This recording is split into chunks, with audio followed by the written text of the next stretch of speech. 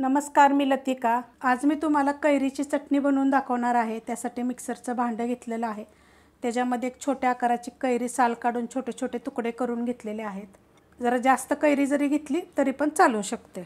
अर्धी वाटी ओलं खोबरं घेतलेलं आहे, त्याचे पण असे तुकडे करून घेतलेले आहेत। त्यात टाकणार आहे मिरच्या, तिखटाप्रमाणे टाका तुमच्या। छोटा अर्धा चमचा जिरं, 5 लसणाच्या पाकळ्या मोठ्या आकाराच्या आहेत, थोड्या छोट्या आकाराच्या असल्या तर अजून 1-2 जरी टाकल्या तरी चालू शकते। छोटा अर्धा चमचा साखर, साखरेच्या जागी तुम्ही गूळ जरी वापरला तरी चालेल।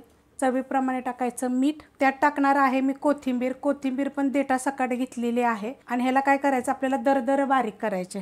मिक्सरला बघा मी फिरवून घेतलेले आहे, पेस्ट केलेली नाहीये, दरदरी अशी केलेली आहे। आता हे एका वाडग्यामध्ये मी काढून घेते। वाडग्यामध्ये मी काढून घेतलेली आहे आणि पेस्ट केलेली नाही बघा, अशी दरदरी करायची म्हणजे चांगली टेस्ट येते। तडक्या पॅनमध्ये बघा एक पळी मी तेल गरम करत ठेवलेलं होतं, त्याच्यामध्ये टाकायची मोहरी, थोडंसं जिरं, त्यात टाकायचं आपल्याला हिंग पावडर आणि त्याच्यात टाकायचा कढीपत्ता आणि त्याची फोडणी आपण ह्याच्यामध्ये टाकून घ्यायची मस्त अशी एकदम।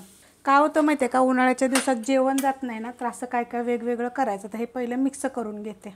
मस्त अशी बघा फोडणी करून घेतलेली आहे आणि मिक्स पण चांगली केलेली आहे। अशा पद्धतीत मिक्स करायची, जास्त तेल नाही टाकायचं फोडणीमध्ये, थोडंसं कमीच टाकायचं।